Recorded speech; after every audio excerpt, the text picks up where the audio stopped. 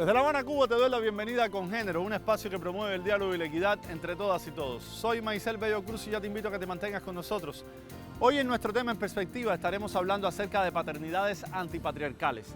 En Batallas por la Equidad nos acercaremos a la experiencia de Mocha Celis en Argentina con bachillerato trans.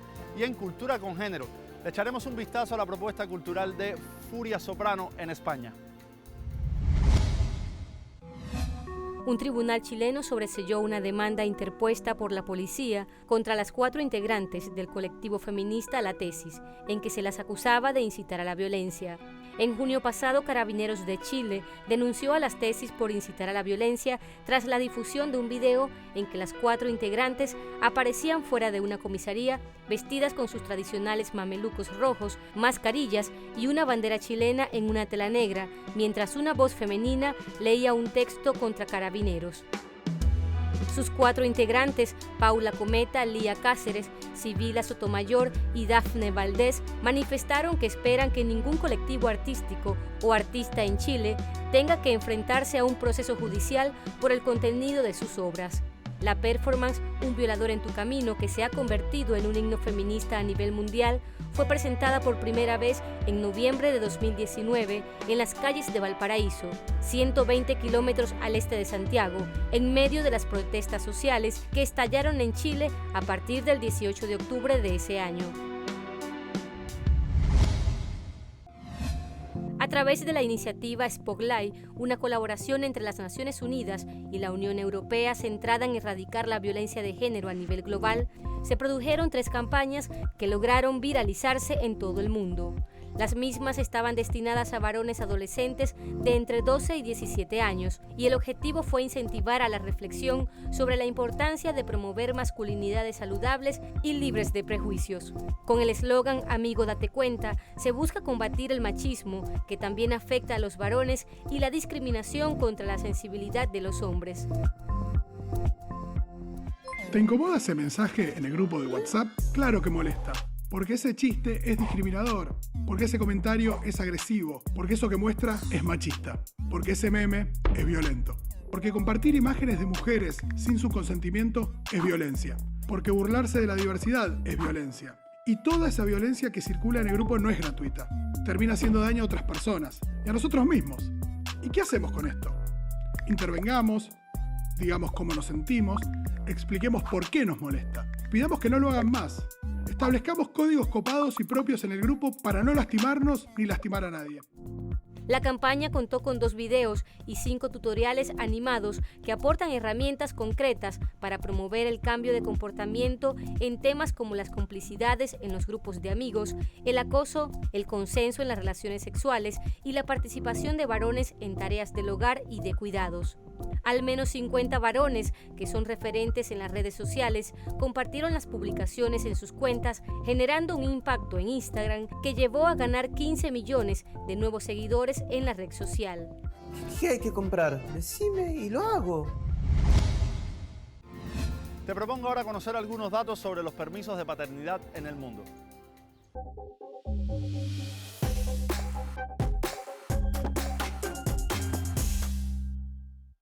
En el mundo, las licencias de paternidad varían dependiendo la región y el continente. Los permisos de paternidad pueden ser días o semanas, pero hay países que no reconocen este derecho. Eslovaquia es el país europeo con más licencia de paternidad, con 28 semanas, mientras que España es el único país de Europa que igualó para el 2021 la licencia de maternidad y paternidad. Entre los países que ofrecen las mejores condiciones figuran Alemania, España, Finlandia, Islandia, Noruega, Suecia y Corea del Sur. En el continente americano, Estados Unidos es el único país donde no existe la licencia pagada de maternidad ni de paternidad. En el caso de Sudamérica, la mayoría de países tienen de 120 a 126 días por maternidad y 10 días en promedio por paternidad.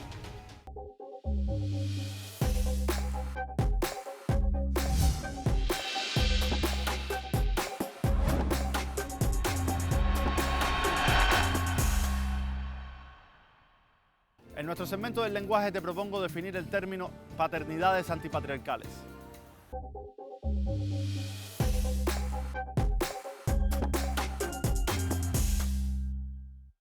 Paternidad antipatriarcal es un término que se utiliza para referir el ejercicio de la paternidad no machista que reconoce la feminidad o la maternidad como un igual en el ejercicio de la crianza y asume que los compromisos de la pareja se comparten de manera equitativa.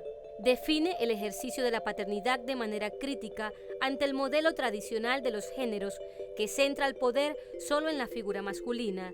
Una paternidad antipatriarcal busca ejercer y representar la autoridad social y familiar de manera distinta para dar paso a una paternidad sustentada en un ejercicio racional de la autoridad que genera relaciones familiares más placenteras y libres del peso de normas machistas que provocan el distanciamiento entre los miembros del círculo familiar en vez de generar una proximidad basada en el afecto y el respeto por los demás.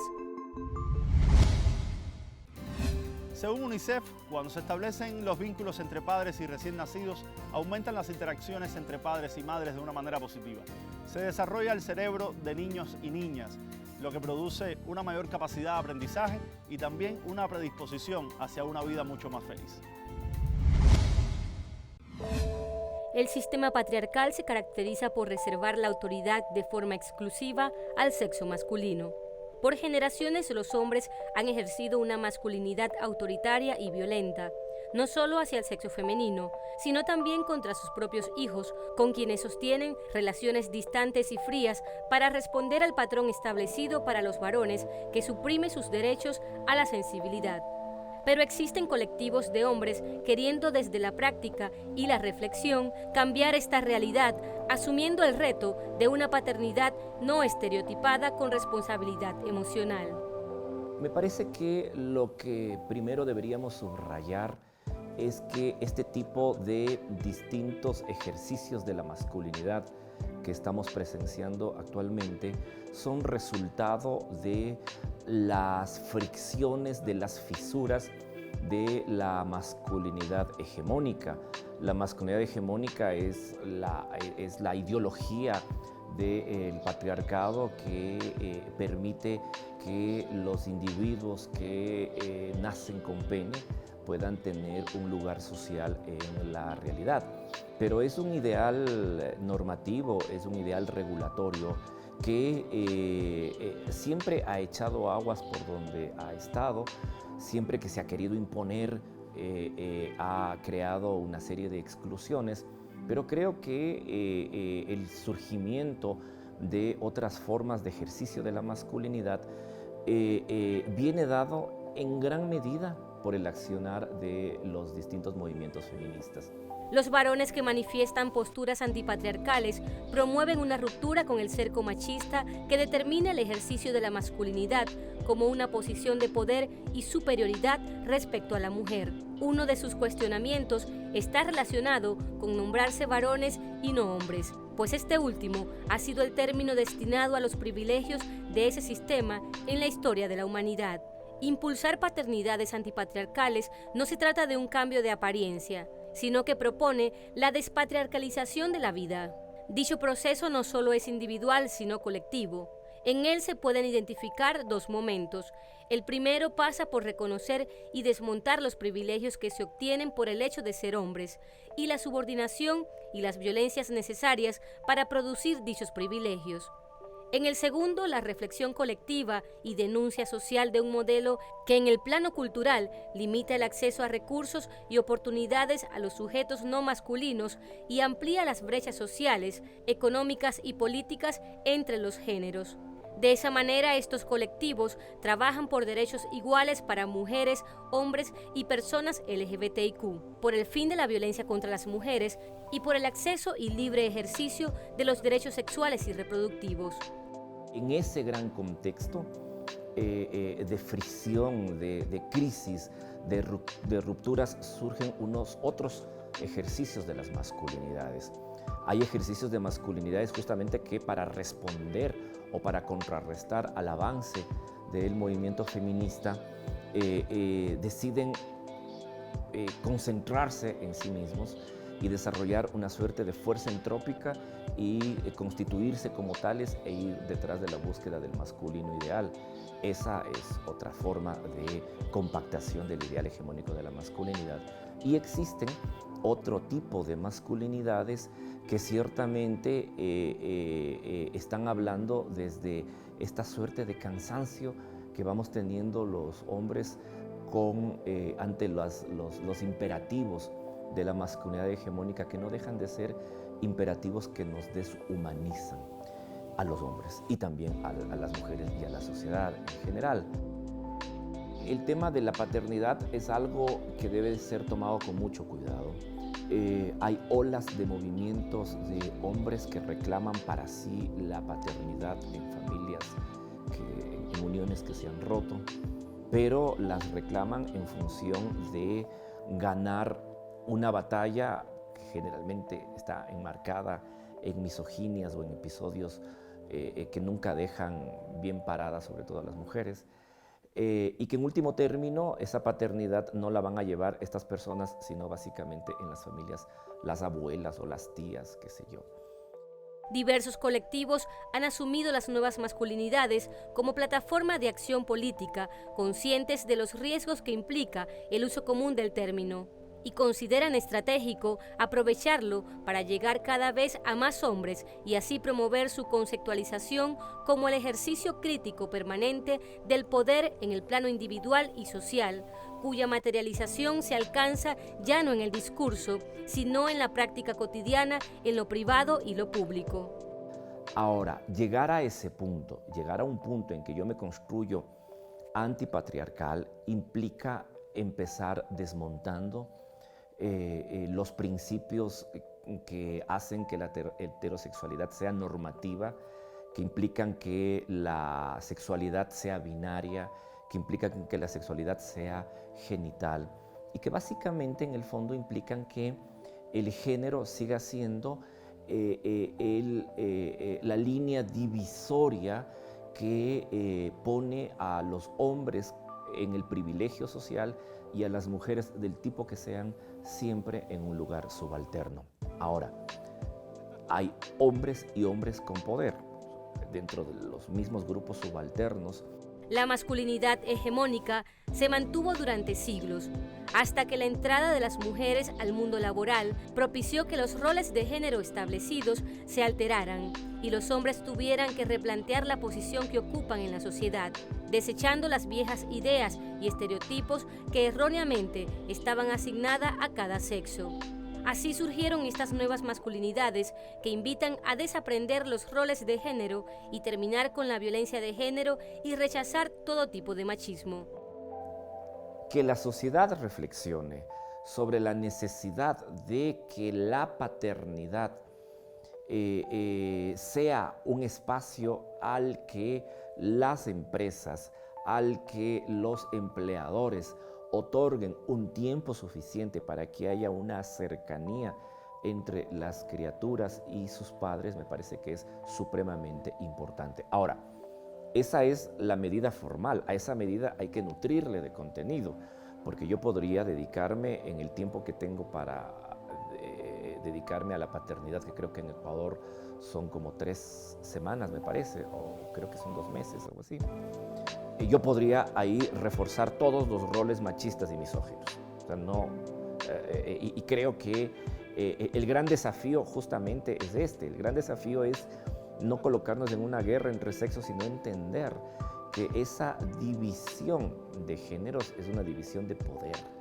Y por lo tanto hay que pensarla de esa manera, y nuestra relación con las criaturas debe ser justamente en función de entender que hay una estructura de poder que a las mujeres y a lo femenino desde muy tiernas edades se les asigna unas posiciones de subvalor, mientras que a los hombres y a lo masculino desde muy tiernas edades se nos condiciona a todo lo contrario. Y esto sucede incluso antes de que la criatura tenga capacidad de verbalizar. Las paternidades antipatriarcales son sanadoras de infancias llenas de violencia y maltrato. Sobrevivir a ellas y transformarlas siendo padres es revertir la violencia y sanar historias de vida usando el amor como herramienta. Es importante y necesaria una sociedad que mire los cuidados y el amor de un padre no como algo extraordinario, sino que naturalice que la paternidad responsable y amorosa es parte de la responsabilidad propia de los varones. Es de suma importancia el papel de las paternidades antipatriarcales para lograr una sociedad mucho más justa y equitativa, mediante la educación de los niños y las niñas en actitudes de libertad, de respeto y de desprejuicio ante las diferencias. Te propongo hacer una pausa y enseguida regresamos.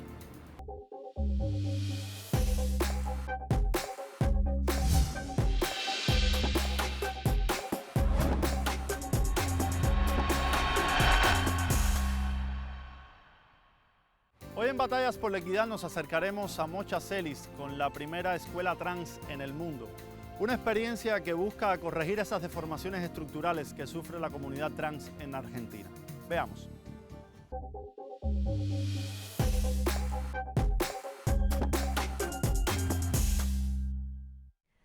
Mocha Celis es una escuela secundaria gratuita fundada en 2011 en Argentina, cuya misión es promover la inclusión de personas trans y travestis en la educación formal para subsanar la discriminación estructural que enfrenta esta población. Nace del cruce del activismo travesti y trans y la tradición educativa de los bachilleratos populares. Esta escuela forma líderes que potencia el movimiento LGBTIQ y promueve su integración en la fuerza laboral. El bachillerato nace el 11 del 11 del 2011 y en ese proceso de configuración de este bachillerato trans, creo que nosotros y nosotras aprendimos mucho más de las compañeras que vinieron a poder generar también este espacio que es casi performático. Mocha Celis ya tiene 7 años, 5 camadas de egresados y egresadas y una infinidad de cosas que se han producido a partir de ese espacio, que lo habíamos pensado como un espacio de inclusión. Cuenta con más de un centenar de estudiantes cada año, de entre 16 y 60 años. Es una escuela no exclusiva. También asisten personas heterosexuales, de otros colectivos sexodiversos, afrodescendientes, migrantes y madres solteras. Buscan estudiantes en lugares de concentración de personas trans. En Argentina, las personas travestis y trans experimentan la discriminación y con ella violencia, exclusión, falta de opciones y una vulnerabilidad que termina en una expectativa de vida de 40 años o menos. Esta iniciativa educativa e inclusiva busca revertir esta realidad. En principio estaba destinado sobre todo a la población travesti y trans que estaba en situación de prostitución, donde no había ofertas educativas. Desde el horario, ¿no? Se pensó un horario a la tarde, porque los bachilleratos de adultos, la mayoría eran por la noche, destinado a los hijos y las hijas de los trabajadores. Pero las compañeras trans no tenían un espacio donde poder finalizar sus estudios, ¿no? Fue la primera escuela trans en el mundo e inspiró la creación de programas similares en Tucumán, al norte argentino, y en países como Brasil, Costa Rica y Chile. Además, fomenta la inserción laboral con talleres como proyecto formativo, entrenamiento laboral, orientación ocupacional y derechos laborales, y genera talleres de formación en oficios y otros que aumentan la autoexpresión y el autoestima. Se trata de darle una formación integral, un trato digno para una población estructuralmente excluida de los programas sociales. Es una oportunidad de hacer visible todas las potencialidades y aportes que este sector puede hacer a la sociedad. Desde el 2014, 5 cortes han egresado y recibido el título de perito auxiliar en desarrollo de las comunidades, permitiendo dar continuidad a su formación académica en cualquier universidad del país. Quienes egresan han ocupado puestos en dependencias públicas y de gobierno en la ciudad de Buenos Aires y en empresas privadas. Los y las estudiantes han bautizado la Mocha Celis como la Escuela Ternura, por brindar un espacio de amor, cuidado y contención. Hoy en Cultura con Género te mostraremos sobre Furia Soprano, una rapera española que se asume como feminista radical.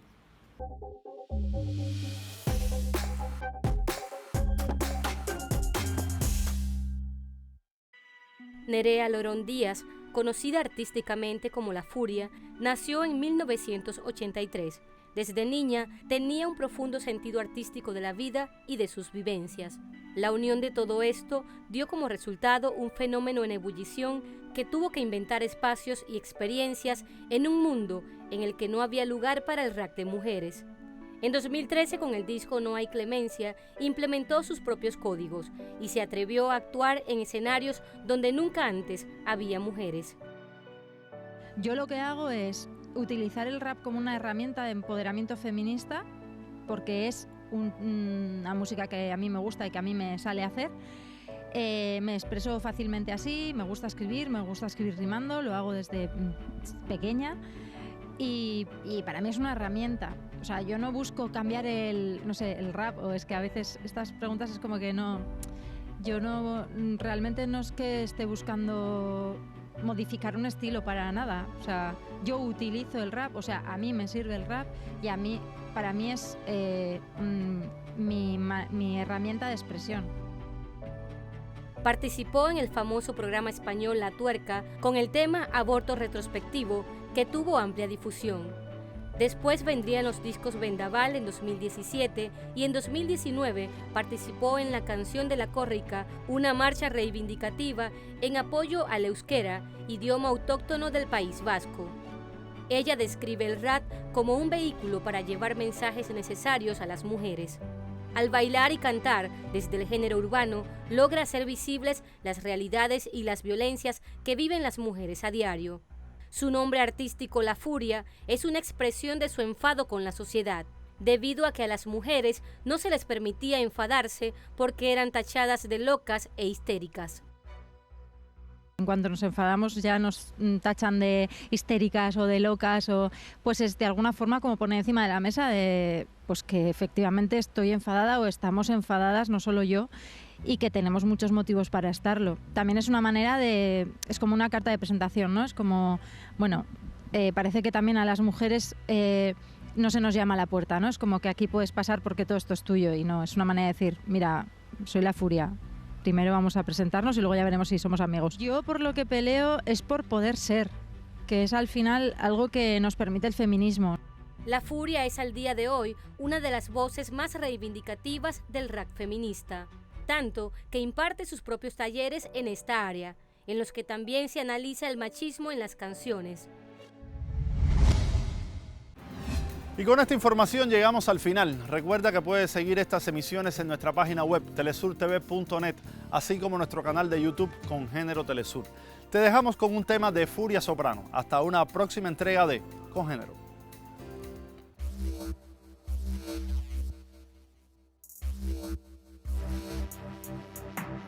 Calla, no digas nada, para ese ruido que me rompe el alma. Qué frío, qué lejos, qué grande. Mirar hacia abajo, sentir despertarse la sangre. Llorar sonriendo entre dientes. Querer arrancar y llevarte todo por delante. Mirar a la cara del aire, gritar que te lleve. Gritárselo fuerte. Dejadme que rabie, que ya sabré yo cuando quiero ponerme debajo del sol o meterme las brumas, llorarme lo mío y volver cuando no quede nadie. Porque sé que al final